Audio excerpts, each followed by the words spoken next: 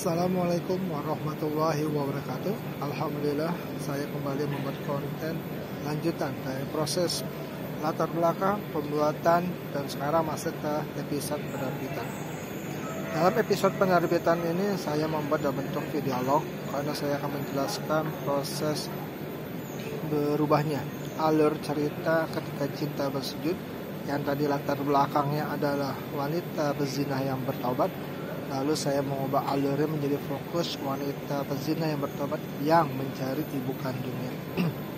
Kenapa perubahan ini terjadi? Perubahan ini terjadi karena saya harus merubah isi cerita dari ketika cinta bersujud atas dasar rekomendasi dari pihak penerbit. Karena kategori novel saya masuk ke novel dewasa. Lalu saya diberikan waktu untuk merevisi 2 kali novel saya ini, sebanyak 2 kali. Yang pertama untuk proses ceritanya berdasarkan EYD, yang kedua revisi sesuai dengan alur ceritanya untuk yang akan difinalisasi menjadi novel terbit. Pada saat saya akan merevisi novel saya ini secara mendasar, saya harus mencari referensi novel terbaik. Novel yang saya cari adalah novel yang berbau sensualitas tapi dikemas secara islami. Dan saya akhirnya menemukan novel mega bestseller yang berjudul Bumi Cinta yang dibuat oleh Habibur Rahman Al-Shirazi. Kemudian saya beli buku itu di toko buku Gramedia. Saya baca. Setelah saya baca, kemudian saya melakukan revisi yang pertama. Langsung ada perubahan total, tapi alur ceritanya belum berubah, masih wanita yang berzina kemudian taubat. Setelah revisi pertama selesai, kemudian saya mengajukan ke pihak penerbit dan penerbit bilang oke, dari segi penulisan sudah banyak berubah, namun substansinya masih substansi dewasa. Kemudian saya baca lagi untuk yang kedua kalinya novel Bumi Cinta. Saya membacanya lebih mendalam, lebih teliti dan mencari apa saja makna atau pesan yang ada dalam Bumi Cinta. Dan kebetulan pada saat saya membaca yang kedua, saya dapat inspirasi tentang kisah Linor. Nah, Linor ini salah satu wanita pezina yang bertobat. Sebelumnya ada Elena, wanita pezina yang tobat. Tapi Linor ini lebih mendalam pesan mendalamnya. Mengapa? Karena Linor baru tahu bahwa dia adalah keturunan bangsa Palestina. Ibunya asli Palestina, bapaknya pun juga seorang muslim. Dia baru tahu setelah ibu aslinya yang mengasuh dia dari sejak bayi menceritakan siapa ibu kandungnya yang sesungguhnya. Dari situlah saya timbul inspirasi bahwa saya harus mengubah alur cerita ketika cinta bersujud ini yang tadinya hanya fokus ke wanita pezina yang bertobat menjadi wanita pezina yang tobat dan mencari siapa ibu kandungnya. Nah, setelah membaca novel Bumi Cinta yang kedua, berubahlah alur cerita ketika cinta bersujud. Perubahan ini sangat signifikan karena saya benar-benar fokus mengubah alur cerita yang tadinya bernuansa sensualitas menjadi benar-benar bagaimana membangun jiwa, membangun alur cerita yang membuat pembaca itu penasaran. Apakah aura cinta yang menjadi tokoh utamanya di sini benar-benar berhasil menemui ibu kandungnya atau tidak. Di dalam novel Bumi Cinta, Linor sudah tahu bahwa ibu kandungnya sudah tiada. Sedangkan di dalam cerita saya ketika cinta bersujud, si aura cinta tidak mengetahui siapa ibu kandungnya sesungguhnya karena ibu asuhnya tidak pernah memberitahu apakah ibu kandungnya masih hidup atau tidak. Disinilah kunci perubahan yang sangat mendasar. Alur cerita ketika cinta bersujud yang awalnya fokus bagaimana proses bertaubatnya wanita pezina, tapi saya menggeser menjadi fokus sebagai seorang wanita yang statusnya wanita pezina kemudian bertaubat dan dia fokus mencari ibu kandungnya. Dan sehingga mengalami perubahan yang sangat mendasar. Saya merubah struktural alur ceritanya, kemudian saya membuat mencari poin-poin, mencari plot-plot yang membuat dramatisir emosi pembaca dan memang muaranya berujung dengan air mata. Disitulah saya membuat alur cerita mulai dari awal sampai akhir.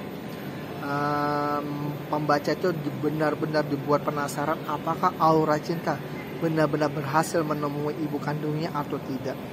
Nah, pesan moral di sini pun saya berikan dengan beberapa plot alur bagaimana Aura Cinta benar-benar dirinya itu seorang wanita sangat-sangat menderita, tidak berdaya menghadapi ibu asuh. Lalu dia berulang kali bertanya kepada ibu asuhnya siapa ibu kandungnya, tapi ibu asuhnya tidak pernah memberitahu. Dan dia pun menjadi seorang wanita pezina karena emang sudah dipekerjakan secara khusus oleh ibu asuhnya sebagai penghasilan utama ibu asuhnya. Nah, lalu kemudian perjuangan si Aura Cinta untuk mencari siapa ibu kandungnya pun mulai menemui titik terang ketika dia bertemu dengan seorang laki-laki yang sedang mencari anak kandungnya dan mantan istrinya.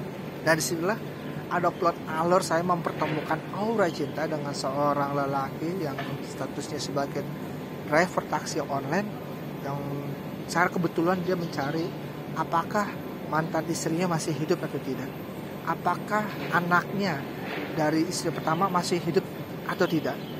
Jadi kisah ini banyak plot-plot yang tak terduga yang menguras emosi, yang setidaknya juga menguras air mata juga. Karena saya membenturkan plot-plot yang kok bisa kayak gini, kok bisa kayak gini, kok bisa kayak gini. Dari situlah saya menggunakan teknik yang ada di novel Bumi Cinta. Nah, untuk membuat plot-plot benturan itu, saya juga mau pelajarinya di novel Ayat-Ayat Cinta yang pertama dan kedua. Ketika Cinta Bertasbih yang pertama dan kedua karya Habibur Rahman Elharis. Tapi saya memang fokusnya dari novel Bumi Cinta karena emang inspirasi utama saya mengubah alur cerita ketika Cinta Bersujudnya awalnya dari novel Bumi Cinta. Kemudian dalam revisi kedua ini saya benar-benar total mengubah alur cerita, membuat para pembaca benar penasaran, emosinya teraduk-aduk. Saya buat benturan-benturan plot tidak terduga, ada alur yang tidak salah berputar 180 derajat dan loh kok bisa kayak gini, kok bisa gini. Nah, itulah saya belajar teknik-tekniknya dari Asma Nadia dan Ayah Isa Alamsyah di KBM, Komunitas Bisa Menulis. Nah, kemudian setelah revisi kedua selesai, saya ke pihak penerbit dan luar biasa pihak penerbit kaget melihat perubahan alur cerita yang saya buat. Banyak sekali plot-plot benturan, plot-plot tak terduga, emosi diaduk-aduk dan beberapa kali menguras air mata. Dan pada saat revisi pertama dan revisi kedua saya lalui dan masuklah saya ke tahap penerbitan. Pada saat tahap penerbitan saya kaget karena labeling novel dewasa masih ada. Lalu saya banding, kenapa masih harus novel dewasa? Kan unsur sensualitasnya sudah berkurang drastis. Saya sudah mengubah alur cerita sedemikian rupa yang tadinya fokus wanita berzinah yang bertobat menjadi wanita yang berzinah dan bertobat, kemudian dia fokus mencari ibu kandungnya. Nah, pihak penerbit menyatakan bahwa revisi pertama dan revisi kedua sudah selesai. Nah, harus ada namanya mixing. Nah, mixing ini adalah kombinasi diksi-diksi kata, di mana bahasa katanya itu harus pakai bahasa novel. Sedangkan bahasa saya bahasa non fiksi. Nah, kemudian saya kerjasama dengan editor novelis, saya sepakat kerjasama. Lalu dimixin lah, ibaratnya kayak jalanan sudah di aspal, tapi aspalnya masih aspal kasar ya, aspal kasar 1, penghalusan, nah lalu baru di hot mix. Nah, novel saya sebelum terbit akhirnya di hot mix oleh editor novelis. Beberapa kata-kata yang tadinya kata-kata non fiksi diubah menjadi kata-kata fiksi. Dari situlah saya bersyukur mendapatkan pendamping editor. Jadi saya punya 3 editor. Editor EYD, ada editor substansialnya, isinya, lalu yang ketiga editor bahasa diksi. Nah, setelah novel saya selesai dikurasi, akhirnya selesai sudah, lalu saya serahkan ke Pak Irwan Kelana untuk dikurasi total. Apakah perlu ada yang diperbaikan juga? Dan alhamdulillah ada saran dari Pak Kelana agar ada satu plot yang perlu dibangun di mana pihak pembaca itu benar-benar tersentuh emosinya agar dekat kepada Yang Maha Kasih. Nah, masukan dari Pak Kelana ini kemudian saya jalankan. Saya ada perubahan sedikit di dalam novel saya, yaitu dengan menambahkan emosional pembaca agar dekat dengan Maha Kasih. Dan disinilah titik beratnya dari ketika cinta bersujud. Nah, kata-kata bersujud inilah yang membuat pembaca itu benar-benar dekat dengan Maha Kasih.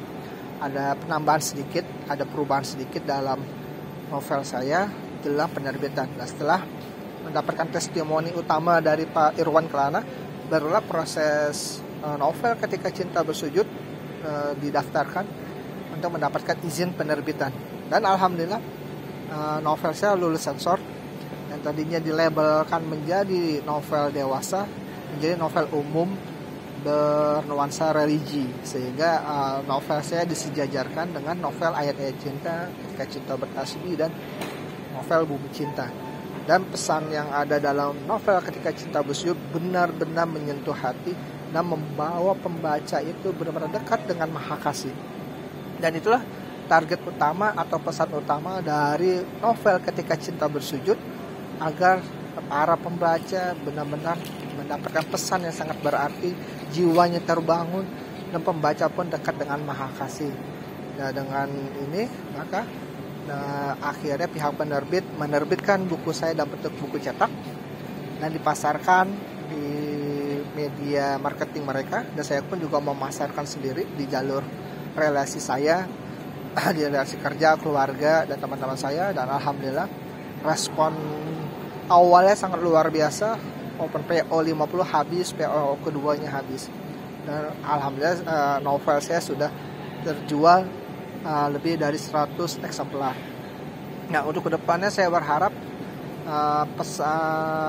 buku novel ini dapat dibaca oleh ribuan pembaca novel. Karena apa? Karena bentuk buku novel yang sudah ada diakses di bentuk digital, yaitu e-book, sehingga para pembaca yang ingin membaca novel Ketika Cinta Bersujud tidak harus beli buku cetaknya, karena bentuk digitalnya sudah ada di Google Playbook. Sehingga saya berharap dengan adanya buku cetak dan buku digital ini tergeraklah para pembaca-pembaca novel yang ingin jiwanya terbangun lalu membaca buku novel Ketika Cinta Bersujud. Semoga novel Ketika Cinta Bersujud kedepannya semakin banyak dibaca oleh para pembaca, baik pembaca yang novel maupun pembaca non-novel. Harapan saya hanya satu, semua pembaca novel Ketika Cinta Bersujud benar-benar hatinya terbangun, jiwanya terbangun, pikirannya terbangun, dan tentunya tujuannya satu, semakin dekat kepada Maha Kasih. Nah, berikut episode ketiga, part pertama dari penerbitan buku Ketika Cinta Bersujud.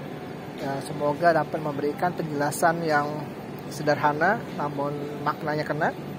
Dan bagi sahabat yang ingin meneliti, menganalisis alur cerita dari novel Ketika Cinta Bersujud, bisa menghubungi saya.